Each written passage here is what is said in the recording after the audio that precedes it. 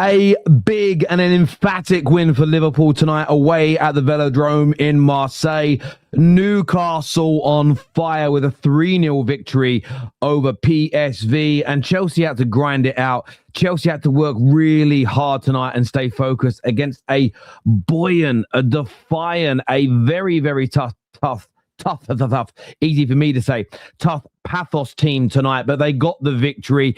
And look, the English teams, barring Man City, just showing exactly why England is the strongest league out there. You can see that in the league table as it stands going into the final game. 1, 2, 3, 4, 5 of the top 8 from the Premier League. This idea the Premier League is weak, I don't know what that means about the rest of football. Man City sitting there in 11th. We've got some amazing games set up for the final matches.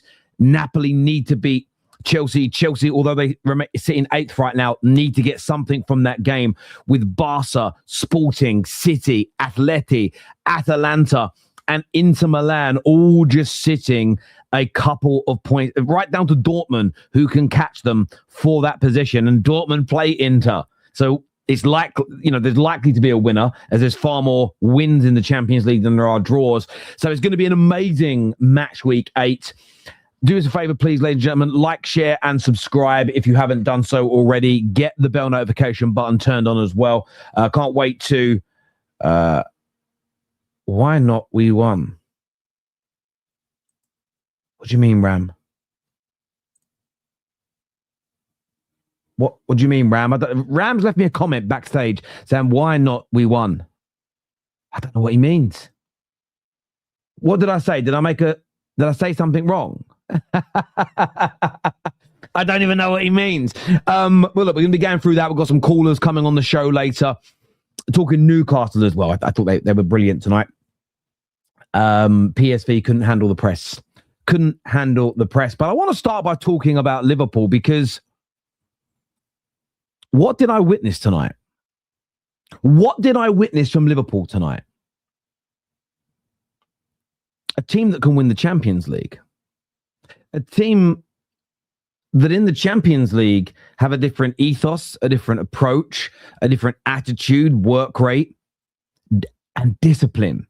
And in fact, I think one thing they have in abundance, Liverpool, when they play in the Champions League, which I think is very, very, very important indeed, is they have this, there isn't this sort of ego that they have to be the aggressor for the majority of the game.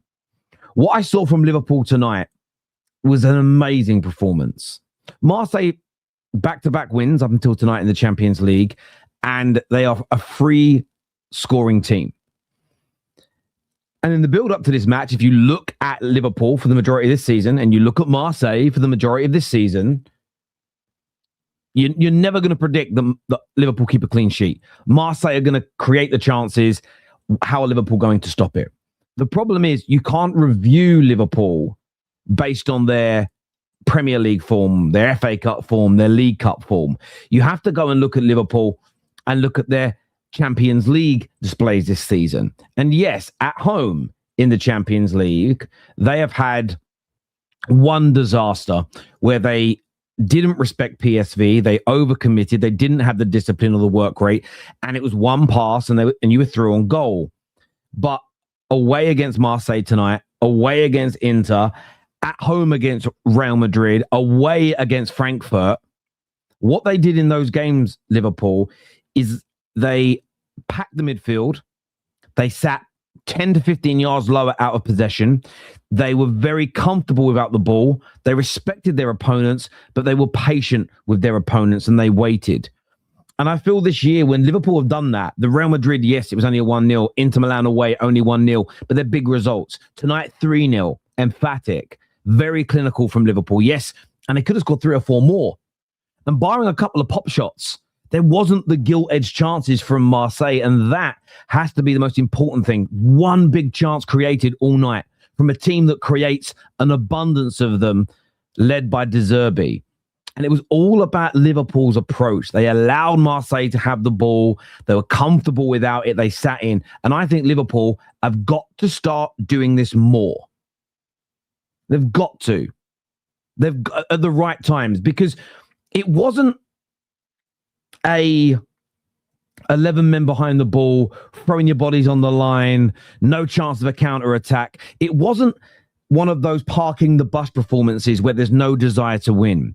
It was defending with the intent to win the game. And that, for me, is something Arne Slot has to inject into the Premier League. Has to. Because whenever they open up too much and they leave themselves exposed, too many Premier League teams can pounce on you and beat you. And there's only one team really in the Premier League this year that has the ability to cope with that abundance of counter-attacks, and that's Arsenal. And even Arsenal can get caught out by them. Liverpool have got to adjust. Liverpool have got to adapt in the Premier League, because what I saw tonight was excellent. As a Man United fan sitting here and watching that, if Liverpool set up in this way more regularly, more patient, let the opponents have the ball at the right times, attack in numbers, use their speed, their power, and their pace in the right way, Liverpool are going to win a lot of games. And in the Champions League, if you look at the Madrid, the Inter, and the Marseille games as a blueprint, they can beat anyone. They can beat anyone. They can beat anybody. And even when you look at Arsenal, right, who are have been the best team in Europe, they drew with them 0-0 at the Emirates and beat them 1-0 at home this year. They can beat anyone. They can win this tournament. As long as Arne Slot doesn't have like an ego trip and say, right, tonight, I think I'm going to make a name up here of a team they might get in the knockout stages. Let's look at the league table here. Who may they get? Because they're going to finish quite high, I think, Liverpool, fourth. Because their final game is at home against Karabakh. They're going to win that. So Liverpool are going to finish between... I mean, they could theoretically, if PSV had a good night, they could... no, they probably can't come in the top 2. I think they're going to finish in the top 4. So they're going to get... I don't know who they're going to get. I need to probably look at the knockout bracket, and it'll probably tell people. Hang on a minute. Liverpool... Oh, wow. Real Madrid... Can't be Real Madrid. Anyway, I don't know. It could be. I don't know who they're going to get. Anyway, but it doesn't matter who they get. Let's just say they get a team like Galatasaray, who have already beaten them once this year, or they get a Monaco, or they get a Bayer Leverkusen. What I don't want to see from Arne Slot, as a Man United fan, I want to see him do it. As a Man United fan, what I don't want to see from Arne Slot is him go, right, tonight we're going to have all the possession. We're going to push the line high. We're going to pin them back. We're going to show them who we are. Just play the way that's winning right now. Right now in this moment, play that way. And it looks good, because I thought Liverpool were excellent tonight. I thought Liverpool were... There's a comment here that says, no, Terry, they won't win it. Lol. Listen, they might not.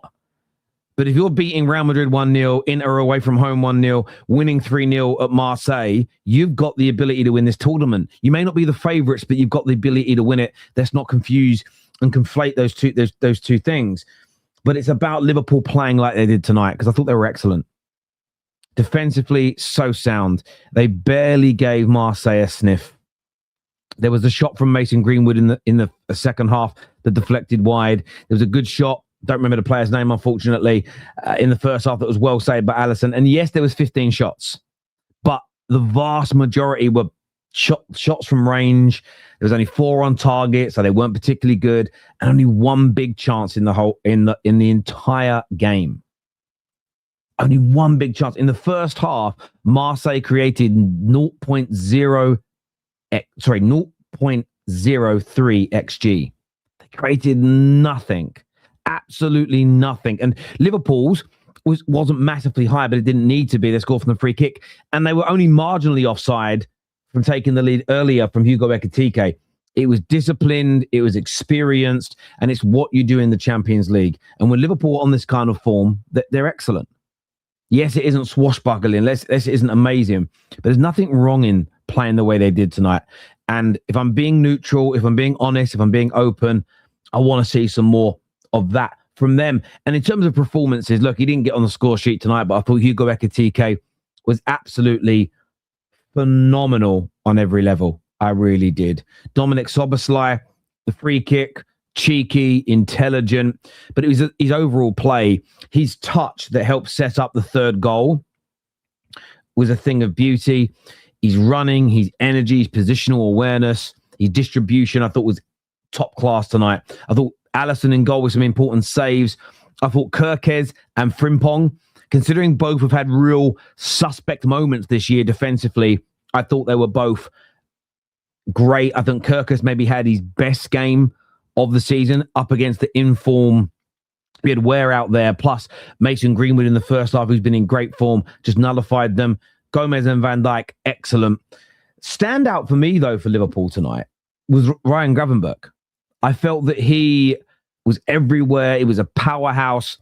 You couldn't bully him off the ball. He made 2 or 3 really good challenges to win the ball back. On the odd occasion, their lines were broken. And I felt he dominated that midfield. Kondogbia, Højbjerg couldn't get near him. It didn't matter which of their attackers, inverted, underverted, oververted, diamond presses, inverted hexagons. I don't know what it's called these days. But whatever they did, that man remained resolute in the middle. And I thought he put in an absolutely stellar performance tonight. You know, Salah was okay tonight. Viers was okay tonight. I thought McAllister was okay. Good. They were good. Like, 6.5 to 7.5 out of 10s, all 3 of them. The others I mentioned, I thought were the absolute standouts. A brilliant night for Liverpool. They're going to want to do more of the same. As ever, though, your views, your opinions on this are far more important than mine. Can't wait to read them. Like, share, and subscribe, please, people. Get it done now. Let's take a look at some of your comments and then bring it out the panel. No Konate, no sloppy goals. I think that's a little harsh. Did he not play in the Inter and the Madrid games? Maybe he did, maybe he didn't. If he didn't, maybe we're onto something here. Aging men. God damn it. Chelsea's game was weird tonight. Chelsea's game was weird. And I mean, when I say Chelsea's game was weird, I mean this with the utmost respect. Chelsea were the better team. Chelsea deserved to win. Chelsea's approach play was excellent at times tonight. It was just finishing their dinner. It was just putting the ball into the back of the net. Nothing really created for their centre forwards, whether it was Delap or whether it was when João Pedro came on. Lots of opportunities for the wide players, but poor shots, scuffing shots. There was some great defending, some great blocks, some amazing saves from the keeper of Pafos. And Pafos deserve, I know they lost, but they deserve a lot of credit. I don't know how big a club they are. I have no idea about this. I'm going to guess their stadium holds no more than, 20,000 people. And I might be being a little bit, not 9,300, with all due respect. I want to make you understand the size of that club. My brother's team, Leyton Orient, who play in League One, who have, I think, only ever had one season at the top flight of the game, their stadium capacity is 9,271. So I knew it was pretty close. On Brisbane Road in East London. Tiny little family club. That's mad. Crazy. And that's important. That's a money thing. They did themselves very, very proud tonight. They should be very, very happy indeed with that performance. And I'd love to have seen them got a draw. Nothing to do with banter in Chelsea. I love seeing minnows do well. But I felt the Chelsea goal was always going to come. But Chelsea were value for their win tonight. I wouldn't call it lucky. I'm not belittling it or anything along those lines. But the finishing was the only thing I would really critique this evening. I don't feel they did much else wrong at all, really. A really good bit of goalkeeping at the end from Rob Sanchez to clear the ball. There was a couple of moments where I think it was a back pass from Fofana that almost played a Pafos player in. It would have been interesting if that back pass would have led to a goal. There was also a shot that deflected. It come off the arm of Reece James, but it wasn't a yellow card. Sorry, it wasn't a penalty. They hit the post. It would have been interesting if they'd have been leading. How the young players have coped with the crowd becoming a little bit hostile and that type of thing. But overall, Chelsea will get a bit of stick because they only scraped past them. But in the cold, hard light of day, the win was the most important thing. Liam Rosenior's first Champions League game. The Napoli match now for Chelsea, though, I can't wait for it. Genuinely cannot wait for that game. It's going to be such an interesting one because it's basically the winner. They both have to win.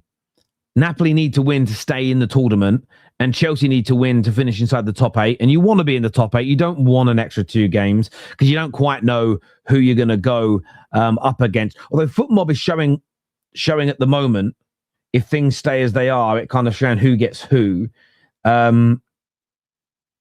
Which right now, for instance, it's showing that if things stay as they are right now, it would be Dortmund or Juve versus, is that Karabag badge? Karabag or Galatasaray would either play Bayern Munich or Arsenal. So essentially, that it does show you that either Liverpool. See, Liverpool right now, as it stands, are either going to get. But this is what I mean. You never know who you're going to get. You could come fourth and get a hard game. Liverpool could right now, if the league stayed as it is, if all the results happen, everyone stays where they are right now. Newcastle could get either Barcelona, Sporting, Athletic Club, or Olympiacos. Same for Chelsea. Chelsea and Newcastle are going to get one of those four teams as it stands. This is an interesting one. As it stands right now, PSG or Spurs would get Atletico Madrid or City, PSV, or I can't work out whose badge that is because it's so bloody small. Why do I want to say that's Benfica? I could be wrong. No, Monaco. It's Monaco. Sorry, my bad. Terrible eyes. Or Monaco. So yeah, look, it's an interesting. Can you imagine coming like third and you end up getting a harder game than a team that's come like 9th or 10th? But that's the way the draw goes, I suppose. It happened last year to some teams as well. What's that to do with? That's from last night. It's nothing to do with tonight. There we go. Right, I'm going to bring the panel out now to have their say on the show. If you guys haven't liked yet, please get that done. If you haven't subscribed, get that done. Be great to hear from you guys. We've got Kane and we've got Phil from Toon Tactics TV coming on. We've got Ram. We've got Sam. I've got Winter Surfer. I'm sure Husam is going to be here as well. Let's have a show for 2 hours. No, it's not happening. No. Do you know the reason why I'm not having a long show tonight? It's a personal reason. A friend of mine's movie's just come out so I can watch it. And I don't go to the cinema that much anymore. A good friend of mine he didn't make the film. He's in the new Running Man film. And a guy I grew up with in the martial arts world. He's been in lots of films, actually. He had one of the best roles in The Bourne Supremacy. He played Desh in the big fight scene with Matt Damon. A good friend of mine, Joey Anser. Or Ninjo, we used to call him. That was his nickname when we were younger. He's a very good martial artist, good actor as well. And he's actually got some lines in this. He's told me he's doing an American accent. So I'm like, right. So I don't want to start watching it too late, you see. So we're doing about an hour. So I'm going to shut up, bring on the panel whose opinions matter more than mine. But yeah, go check The Running Man out. I know it's a big budget film and everything else, but my mate Joey will learn I think for every, he'll earn more money, the more people will watch it. So go and check it out. I've heard it's pretty good. I didn't like the original Running Man, even though I like a bit of nostalgia. But I've heard this is pretty good. If you just like a action movie, a little dystopian in it, but we'll see. But big up Joey. Some serious people he's worked with now. It's crazy. He's done very, very well. Very, very well. What was the other? Who else killed him before? Tom Cruise killed him. He was in. He had quite a good role in one of the Mission Impossible movies. I think it was not Ghost Protocol. Fallout. Tom Cruise killed him. He actually does a lot of the screen work as well. So a lot of the fight scenes you see in movies, he choreographs and does all that type of thing. I worked on 2 movies with him when I thought I wanted to be in films, but I hated it. It's the worst environment I've ever been in my life. I didn't like it. But yeah, big up Joey. Anyway, I digress. Let's get back to talking football. Your friend looks like Mohamed Salah. You think Joey Anser looks like Mohamed Salah? I don't know. I don't think so. I know what he looks like. Well, no, you don't. No. Don't think so. Oh, there we go. Anyway, well, let's bring the panel out now to have their say. I'm going to shut my mouth and bring everyone out. Let me move myself over, or I pressed the wrong button. There we go. Ram is here. Andrew's here. Phil's here. Kane's here. Sam is here. Welcome back, gents. How are we all doing this evening? Very good. Good. Very good. Everybody comes on having won. I mean, it's been a rare weekend where everybody but City has won. So good times. Kane, I've mentioned Chelsea and Liverpool so far. I just wanted to start with a bit of Newcastle. Brilliant win for you guys tonight. Yeah, massive. I think it's going to be hopefully it's going to be a massive confidence boost as well for a bunch of the players because, Anthony Gordon, first open play goal for the year. Wow, crazy. That'll stop some people talking. That'll be nice for him. It'll be great for Eddie Howe because, but again, weird fans are saying some weird things online. But yeah, dominant performance from the lads. I think PSV helped a little bit by the way they played. And yeah, I'm I'm enjoying it tonight because I know these next few games are probably going to be a lot more different. So, we'll take the positives while we can. I hear. Do you agree with that, Phil? I mean, I had your game on. I didn't have the sound on. Sometimes I actually prefer that because you're not manipulated by the referee, by the commentators at all. And I think everybody can be manipulated a little bit. But I felt tonight you were too good on the ball, too strong, too powerful. The press was too quick. I felt you just blew them away, and it could have been 4 or 5-0 tonight. Yeah, no, PSV are a very, very good team. Like I wouldn't underestimate them at all. They play in the way they try to play like an elite team too. Like they are, I know they're 16 points ahead in the Eredivisie. They have beaten Liverpool at Anfield. They have beaten Napoli 6-2. They play a really, really good brand of football. And they'll, I think it was going to be really high risk kind of game for us. The biggest strength is keeping that high line and pressing, which they did really, really well. And so we did really well in terms of beating that press. So sometimes baiting the press and getting past them. Our own press was superb. We forced 2 errors from them in the first half, getting goals away for Wissa and for Gordon, with Joe Linton and with Wissa himself getting the assist. So really cool, calm in front of the goal. And then the second half was always going to be dangerous, where they would, they'd try to get that first goal and maybe it caused a 2-1. But we kept them at arm's length. We went man. They were brave. They go man for man. Yeah, wherever they play, they go man for man. But we managed, like you said, to be just more physical and stronger than them, but also a lot more organized in terms of how we pressed. We didn't just leave one person to press. We kind of rotated it. Sometimes you'd see Wissa Gordon. Sometimes you see Joe Linton, who had a superb game playing through the center of the midfield. Miley was even captain towards the end of the game as well. And Barnes got away a third goal as well through kind of a long ball through the middle. So like it's a 3-0. It makes it look like PSV, aren't a good team, but they are a really, really, really good team. And so that kind of shows how well we played as well. Yeah, I agree. We saw what they did to Liverpool. They're given time and they're given space to run into. We've seen what they can do and what they're capable of. And listen, the Champions League, as much as there are teams that are barely winning games in it, these matches aren't easy. If you're not at the races, if you give up opportunities, everyone attacks at the right times. Yeah. Everybody's got the intent to try and win these games because it's so financially lucrative for these teams. Getting through to the next round for some of these smaller clubs financially is probably better than winning their own league, if that makes sense. So teams are absolutely giving it their all. And I thought you were great tonight. And I think it's a reflection for me. I know the Premier League isn't getting a lot of stick. Some people find it boring. That's their preference. The Premier League's getting a lot of stick from people that don't like the fact Arsenal are top. So same as last season when Liverpool were winning.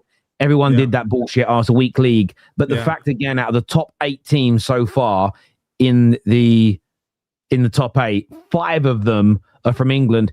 And it wouldn't shock me if City win their final game. Chelsea, I wouldn't be surprised if all 6 of our teams are in that top 8 come the end, which for me is almost just proof that we are by far the strongest league because of that. So yeah, you guys obviously did yourselves proud tonight. You're pretty much sorted now to be in the knockout stage. You'll be in the playoffs. Yeah, definitely in the playoffs. The automatic is going to be, we've got PSG away. I'm sure they're going to feel like they owe us one. So that's going to be interesting. I got to see PSG their last game against Ron, and anybody who has time, just look at the highlight for that game. Ousmane Dembele scored some phenomenal goals in that game. So hopefully he doesn't do that when we come there. But we certainly will be up for it for sure. But really good, the performance for sure. No, I hear you. Revenge is all sorry, bro. What was that? Saying we're after revenge from 2 years ago. That horrendous. Yeah. Well, I think there's an element here as well. Again, your club will have its own approach, but I sort of sitting there thinking about that game. You could almost use it as a bit of an acid test to how you could do in some of the big knockout games, because there's not as much jeopardy to losing this match because you're definitely going to remain in the competition, but kind of go there and stick it to them a little bit and make yourselves hard to beat. Use your speed and power. See if you can get a draw. If you get a draw, you've got a very good chance of being in that top 8. You avoid 2 extra games, but I think confidence-wise, you can go somewhere like PSG away and get a result. Knockout football is a bit of a lottery anyway. So yeah, I think you guys have done yourself proud this time around, because you didn't get out the group stage last time, did you? No. Right. Horrendous. We were against PSG, who were the semi-finalists, Dortmund, who then went on to be the finalists, and AC Milan. So it was and we only just got knocked out. I think it was the last game of the season. So yeah, it was. And you were babies back then. I mean that with all due respect. You were just back to it. It's getting used to playing that kind of football and everything else. But fair play, Ram, my old mate, Ram. I'll ask you that question later. Let me ask you tonight. You were brilliant. You were brilliant tonight. Talk to me. You're on mute, bruv, or you haven't turned your mic on or something. Sorry about that. Rookie error. Like you said in your monologue, it was a thoroughly dominant display against a very, very good Marseille team. I think every player, every person on the pitch was very good today. I couldn't fault many players overall. And look, we've given him a lot of criticism this season, but today Arne Slot got it right. You just got to keep it a buck. Arne Slot going forward got it right. Every time we were attacking Marseille at every given moment, we just made them look terrified. We made them look absolutely terrified. Defensively as well, we looked very assured. At times, we gave away a couple of cheap possessions, gave them some opportunities, which Alisson had to make some really good stops. But Szoboszlai was really good. Ekatike, even though he didn't register a GA, was really good today. I think for me, man of the match personally was Milos Kerkez. I thought he defended really well. It was clear to see that Mason Greenwood was the main guy that was causing us a lot of problems, and he dealt with them quite well. To the extent that he had to go onto the other side of the pitch to try and create some chances. And it's funny because a lot of people, when they said they wanted the manager gone, many people's first choices was Roberto De Zerbi, and is crazy how we made his team look so average, who've looked very, very good this season. And a lot of questions running through my head is, where was this entire season? Why couldn't we play this style of football this season? Like, is getting to a point where if it is all good turning up for the Champions League, like, no, this is a heritage. We've won it 6 times, but you have to be doing this for the rest of you have to be doing this against every single team. That's the minimum expectation. But look, I don't want to host on the negatives, because I think today 3-0 away at the Velodrome, if you told me this, I would have called you mad. And the fact that we did it and the way we did it, it could have been 4 or 5 if Rudy didn't make some decent saves and we were a little bit clinical in front of goal. So yeah, all in all, a really, really good performance, a really, really good away victory against a very good Marseille team. Do you echo that, Sam? Did you feel that way? Is it a bit of a weird feeling, because a lot of people want Slot gone, then you have a performance like tonight, which means no matter what happens for about a month, he's probably going to get a stay of execution. Like, what's going through your mind right now? Is it just it's good that we won, or is there this element of, oh, it means Slot staying? I mean, I still want Slot out, but it's a thing where I believe that was probably top 5 performances of the season, and we haven't really had that many good performances this season. So you're picking at straws here, but that was a really good performance. I can't lie to you. Slot finally played the formation and the system that I wanted. Finally, the system where it suits everybody to their position. The only thing I would say is that I would have swapped Szoboszlai for Wirtz in the positions that they were playing, because there was times where Szoboszlai was picking up the ball where I wanted Wirtz to be in, and there was times Wirtz was picking up the ball where I wanted Szoboszlai to be in.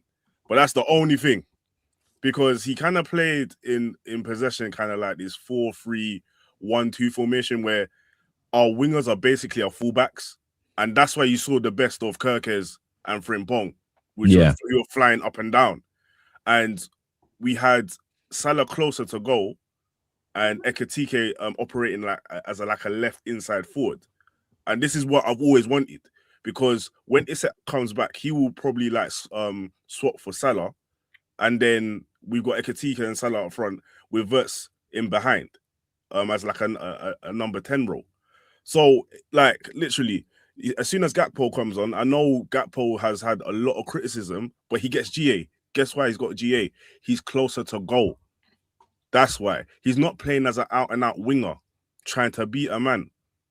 That's not them. Salah and Gakpo cannot do that. When they play closer to goal as inside forwards, that's when you get more production from them.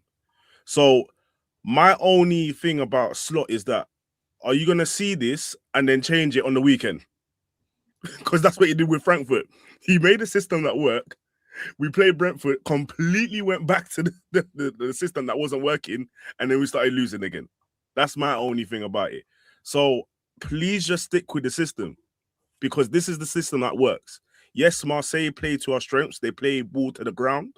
Yes, we play better against these teams that actually want to play football. However, please stick with the system that it basically highlights everybody's strengths. And I know, just one more thing. I know Ram mentioned Kirkes, but I want to mention Joe Gomez. Joe Gomez was brilliant today. I mean, his reassurance, and he's been hampered with so many injuries, but his pace and his calmness on the ball is brilliant to see, and it's helped us a lot. Him and Gravenberch interchanging with their passes and getting us up the field as well, it was brilliant. Yeah, listen, I think I agree with so much of what you said about the way you played tonight. You look balanced, you look comfortable on the ball. There wasn't massive holes.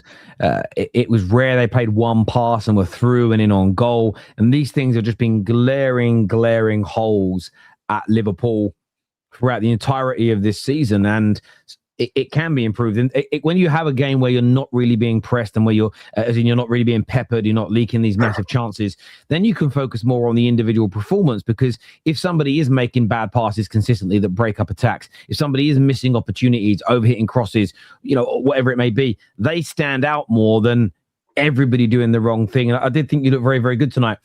Winter Surfer, on Chelsea. Yep. What did you make of it tonight? Because on one hand, there is this element of it's Pafos. It was only 1-0, but you were very dominant. They barely created an opportunity against you. And on another night, it could have been 6 or 7. What's running through your mind right now with Chelsea? Missed opportunity to get more goals tonight for the goal difference. Big missed opportunity. I thought that, apart from the first shot from Caicedo, look at this miserable guys. Why is this a miserable panel? We all won today. Fucking hell, I come in here and it's like I'm coming into some sad fucking meetup. Everyone 3-point collectors. 3 points, baby. Let's go. Newcastle 3 points, Chelsea 3 points, Liverpool 3 points. Fucking Arsenal. Come on, let's go. Let's do it. Exactly. Did you play today? No. Played yesterday, bro. Yeah, put your hands up, Hamza. Anyway, carry on, Andrew. Sorry. That was yesterday. Carry on crying. I think, Terry, what it was, the most disappointing thing is obviously the 3 points, the most important thing. No problem. Puts us in a good position. We go away to Napoli. Hopefully, we can just cement Conte's European legacy even more by him not even qualifying for the next round. But I think the most disappointing for me, Terry, is there was a chance to improve the goal difference. You know what I mean? Because I think that's going to be crucial for next year. I don't think it matters. Huh? I think it goes via head-to-head rather than a goal difference. I think. Well, if you haven't played the people. There's so many. I mean, at this moment, I think you're ahead of Barca. That's why you beat them. That's why. But anyway, I'm not. Terry, have Arsenal guaranteed first place? Yes, because they beat Bayern Munich in the head-to-head. Okay, so is it and head-to-head or goal difference? Goal difference? So Arsenal would have to lose their last game, Barca would have to win it, and they'd have to be But even now, I think the head-to-head would put Arsenal above Bayern. Even if Arsenal rest 11, they're winning that against who are they playing? So we separate individual teams by head-to-head, but in general by goal difference. Yeah. Okay, fair enough. Sorry, Andrew. Sorry, I just thought because you haven't played them. Yeah, my bad. Yeah, so anyway. Somebody here saying head-to-head doesn't count anymore. Again, I don't know the rules on that. I'll find out why you're talking anyway. I'll Google it. Yeah, go ahead, Andrew. Sorry, this is the fourth time we've been listening. Big up, gentlemen. Big up, Tel. Thank you. Cheers, bro. Cheers, brother. Anyone else want to go? No. Okay. Anyway, guys, I think Liverpool today deserve to beat Marseille. No, that was the most disappointing thing that we had shots, but they weren't like the goalkeeper. They were easy shots for the goalkeeper to save. I thought, apart from the first one, where it was in between the crowd that he saved it. I thought it reminded me of a performance like in the old group stage when you're already through and you play that last game at home, and it doesn't, the way they were moving the ball, sometimes it was very slow, it was very laboured. I thought the too many, this modern day football thing of cutting it back too many times, not hitting the ball in the box the first time. There's no one in the box because they don't know whether it was just a bit of laboured for me. I'm glad we got the win. We needed the win. And like I said, it sets us up. We're in the playoffs anyway, no matter what. So yeah, the win's a win, but it was a missed opportunity again. So I am going to interject because it's about your first missed opportunity. Looking at the looking at UEFA's website, how teams are separated if they finish level on points. If two or more teams on equal points on completion of the league phase, then Article 18 of the competition regulations follow, and you have to go in a descending order. The first one, A, is superior goal difference in league phase. So goal difference is that's it, and then it goes to the higher number of goals scored. Then it goes to the higher number of away goals scored. Then the higher. Then the amount of wins in the league. So yeah, but nothing about head to head. So then it goes into rock paper scissors competition. Yeah. So that's on next. No, but yeah, it's a good win, but it's just a missed opportunity especially for some of them who need those goals or something just to try something. I thought again, Garnacho was absolute shit. Again, it's another performance to add to him. He's absolutely appalling. I don't know why he thinks he can dribble actually through players, not around them. He wants to phase through them, but like they're not there. So he just wants to do that. He still move. He is appalling. Like I said, we had about 85 corners and they were all chipped to the front post. It was just one of those things. And also, this wasn't like this. This was, if Maresca was still in charge, you would have thought nothing had changed really, because the continuation of playing Gusto as a false 10 or inside is really annoying. You know what I mean? This was going to be one of my questions to you and Elijah, and I know it's only been 3 or 4 games. He's not had a lot of and no time on the training ground, and I understand that. But is there a little bit of a red flag with this guy that he's basically doing the exact same things the previous managers did, who they were all doing? Is it starting to make you think, is there a little part of your brain going, are these managers being told to do this? Because they're all doing exactly the same thing. It's kind of weird. It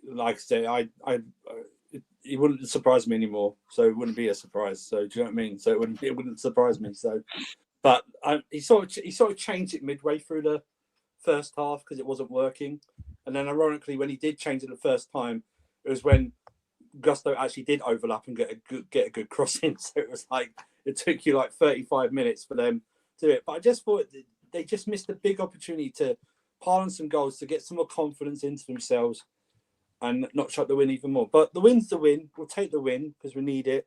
We're in the playoffs definitely, and we'll just see. Like I said, dunk on Conte's head top in Napoli, it'll be fine.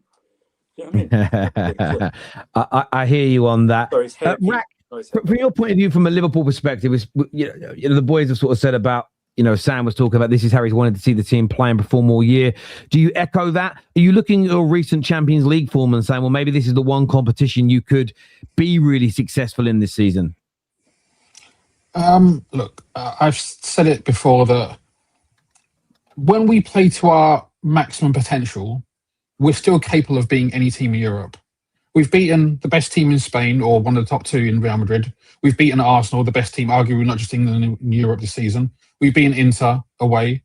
We beat the second best team in France, probably. So on our day, we can raise our game and we can beat anybody. So of course, Europe is a possibility.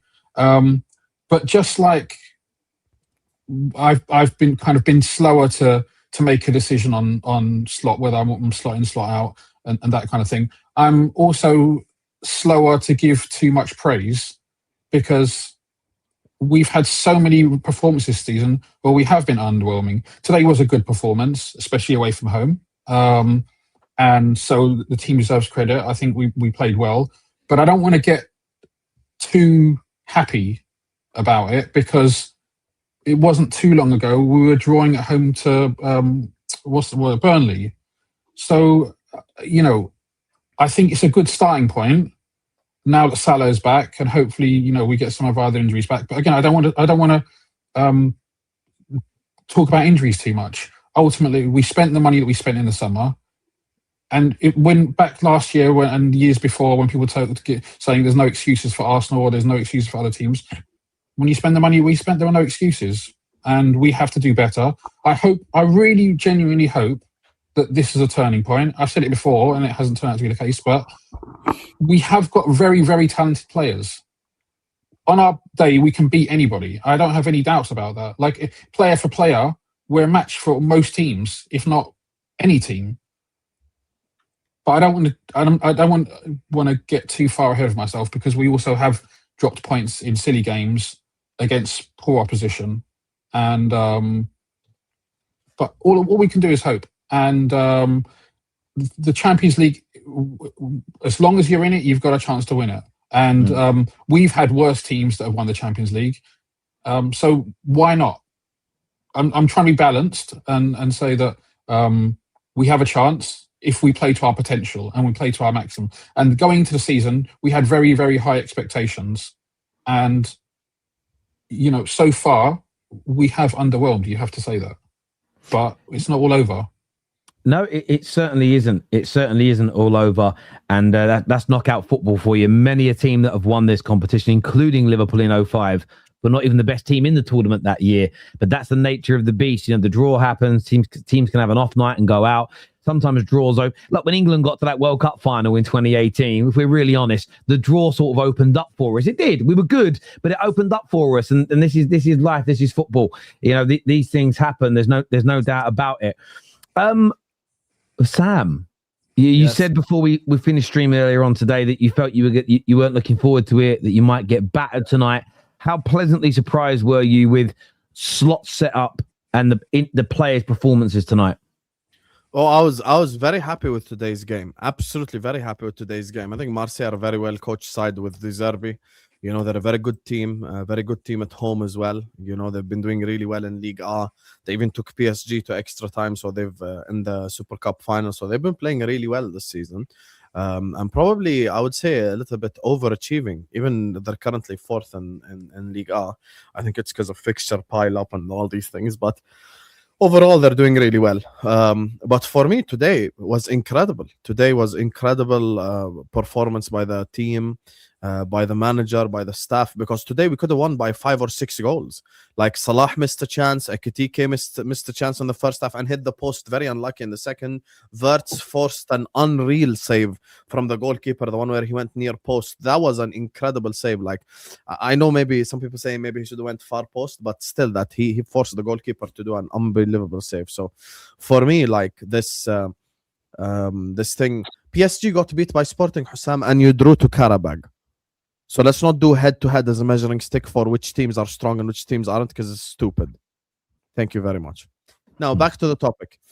So when it comes to this conversation, I think, obviously, Liverpool today performed really well, players and manager. And for me, this system is a system that can definitely work from now to the end of the league season. I agree with what Samuel's saying. I mean, we've spoken about multiple different systems, 4-2-3-1, 4-4-2, all this. Today was a 4-4-2. It was Salah and Ekitike up top, and you had Szoboszlai as the right mid and Wirtz as the left mid, basically. So that's how we played. I thought McAllister had a very good game as well, kind of just controlling things. We conceded only one chance against Marseille, one big chance. The Aubameyang one towards the end, and Alisson, of course, fantastic save. But we literally conceded one big chance the whole game.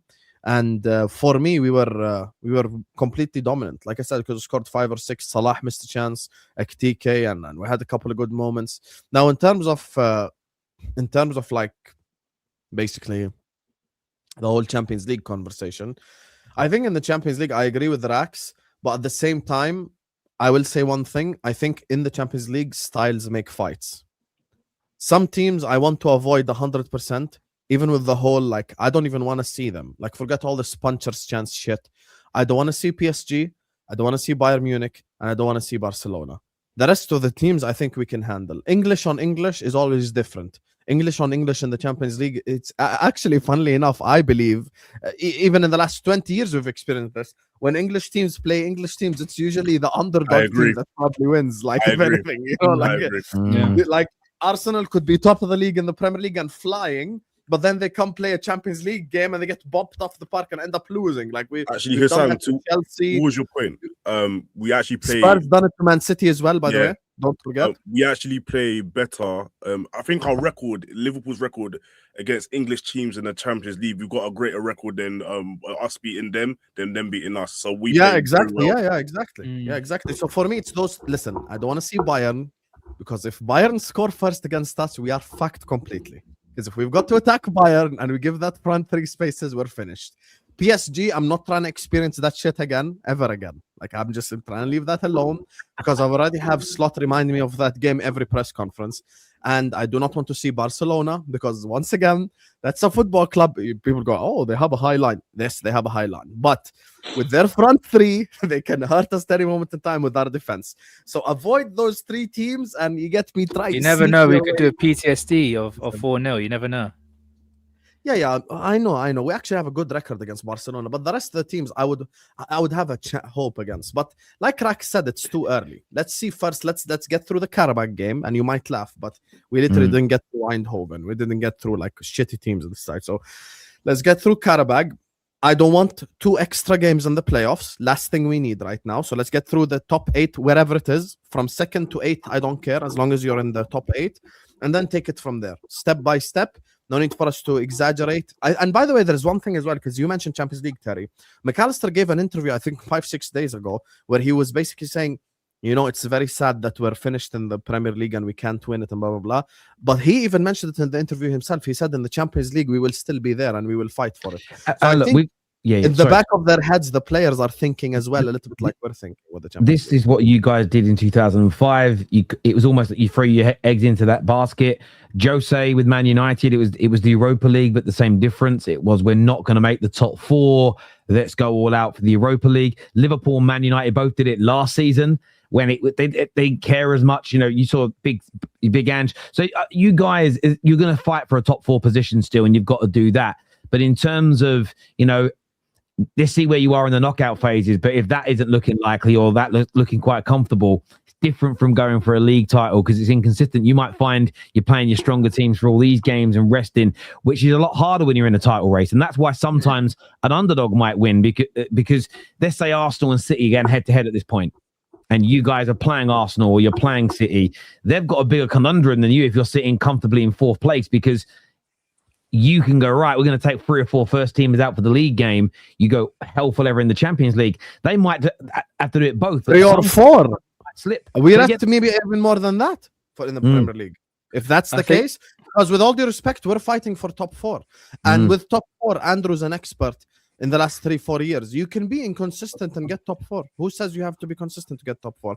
I'm sorry, if we're playing like Arsenal or City on a Wednesday night in the Champions League quarter or semi, and Slot takes the Premier League game seriously, that's an even bigger reason to sack him. Go over there, slap his bald head, say play the kids in that game. I hear you on that. I think also the players, they know themselves that in the Premier League has been disgraceful from every one of them, including the manager as well. I think they know what they did from September or October on was really till to now. They know is unacceptable what they did. They know the league is out of question, which is in that moment is as a failure of a season. The only way they can salvage it in their minds is winning this Champions League, because they don't want to end the season on a disgraceful front. You know what I mean? That's how they're thinking. Yeah. So that's why and that makes a lot of sense. The Champions League. Elijah, you win tonight. What do you want to say tonight? What do you want to say about your team's performance this evening?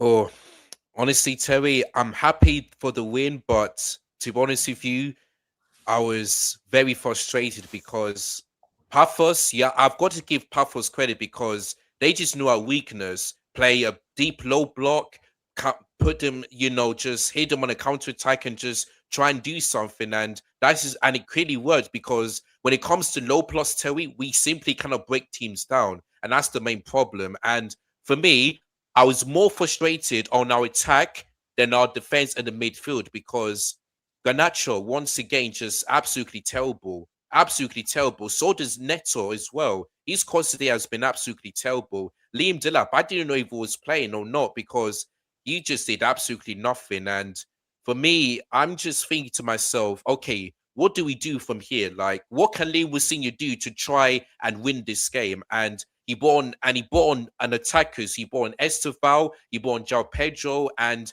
in the second half, it clearly worked, because Estevao, once again, did more and was looking like the better winger, because he had chances and he also tested the goalkeeper as well, which made some brilliant saves. And to me, I don't know what Liam Roseniro is thinking, but it looks like somebody's trying to tell the manager to start Garnacho and Neto. You can clearly see that didn't work. I want to see Estevao Neto started, because Garnacho, for me, Terry, is better as a sub than he is starting games. So I think the game against Crystal Palace, I need to see Garnacho on the bench and Neto and Estevao started, because to me, if we need a goal, at least we can allow Garnacho that could come on and score goals. Whereas for me, Garnacho starts, it's completely different. It is different. And to me, listen, Liam Roseniro right now, 4 games in, 3 wins and a loss. So that's good, but I'm still going to have doubts. But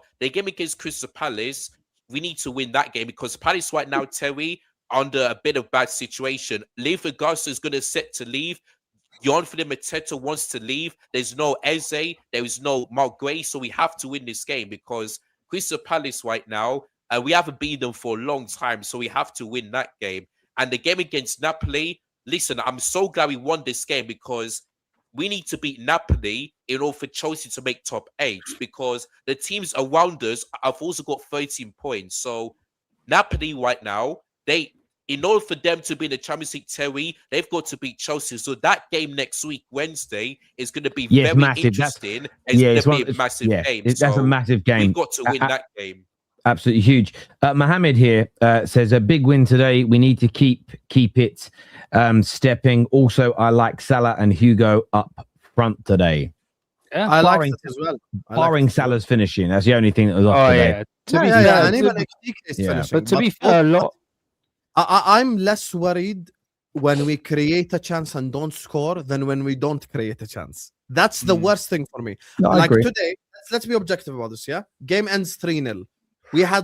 We could have scored 5 or 6 goals. That's a performance I take all day, because the opposition only had 1 big chance against us. So we have quadrupled their big chances, and we could have scored more.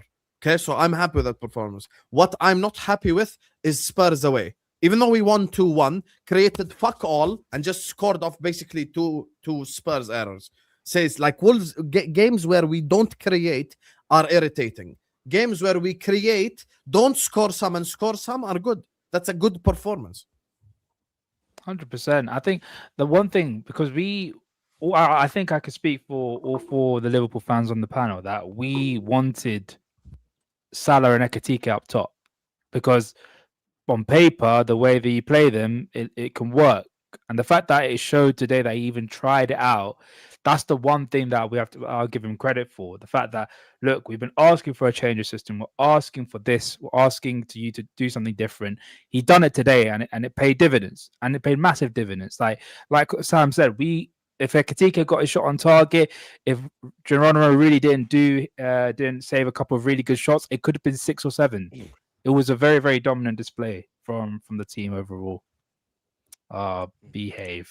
You're obsessed with that stuff. I've never seen anything like it. We're doing Christmas jumper shopping. What do you guys want in the Christmas jumpers? 6, 7.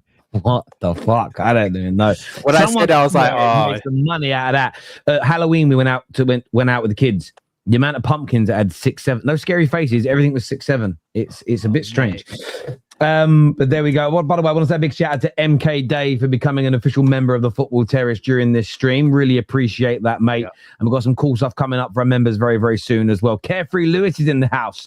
He says, big up, bro. Big up, Terry, and the panel and the chat. UTC Fuck up you, Lewis. Is that what it means? I'm about to say what it means. Carefree Lewis. Fuck Z Carefree here. Lewis. It says, how did Badiashile become a pro? All he does is sideways passes and misplaced headers, regardless of performance. Nothing attacking wise around the box was good enough. Experience or not better is what Z says. Sorry, by the way, he should have scored. He should have scored Badiashile. Are you expecting Badiashile to what? What are you expecting Badiashile to do? He done his job. He missed a chance. He passed it. He actually set up Esteval for a chance. So I don't know what more he wanted. I know he's not everyone's cup of tea and everything like that. But what did you expect him to do? Like string out 30-odd passes here and there, create chances. He done his job. Fofana was nearly gave the ball away today for a goal. Badiashile didn't. Day 165 of 1,461 of your world champs, Chelsea. Today, your world champs take on Pafos in the Champions League. Lewis, if you love Slot so much, you can take him as our manager, bro. You can take him as our manager if you love him so much. You can replace him with Poch because Sam loves Poch. So you can replace him with Poch. Yeah. Hey, you were Poch out and Maresca out. Are you gonna be Roseniro out? I was not as no. Out. Don't even try. You had rage bait. My rage bait works. I can't wait. My rage bait works. I know how to rage bait. Get better. I hear that. Look, I want to thank you boys for all coming on. I want to thank Mohammed here for becoming a new legend member of the Football Terrace as well. We're back tomorrow. Done deal show in the morning, killing the game in the afternoon, and Europa League coverage there tomorrow? No. It will be the top 6 show in the evening. United and then, coverage? Yeah. And then, what did you say? Who's was that playing in the Europa League anyway? United coverage? Villa, no? Man United are on sabbatical from Europe this year. Sabbatical. Okay. We're on a break. Okay, as much as we laugh at it, from a content creation perspective, it's better when an English team is in the Europa League. I won't even lie. There are English teams.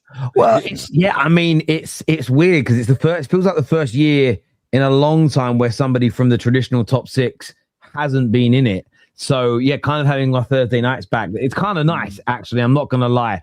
It is sort of nice to sit down and watch a bit of TV, do a bit of reading or whatever else. So I've got that coming up tomorrow. Plus, make sure you subscribe into Terry Flewers TV if you guys haven't done so already. Daily content on there. I've actually brought something back on there. I'm not walking around the city anymore because I don't have that job, but did a little video today whilst out walking my dog. It really took me back. One thing I didn't realize how tired my arms used to get, or I forgot. I was walking around like this. I was like, oh my God, I hope my dog doesn't pull in a minute as I'm going to go over. So some content coming on Terry Flewers TV tomorrow as well. This stream is going to redirect you to Husam's channel. It's time for El Hawa. So get yourselves across, please. Is Hamza on tonight?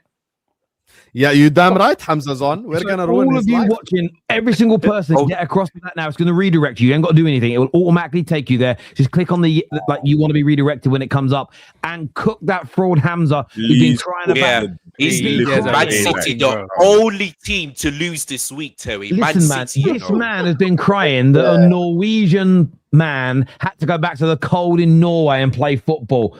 No mercy, Hamza. Hamza, no mercy, bro. You know, he actually emailed UEFA. He emailed UEFA, I swear. Fuck me.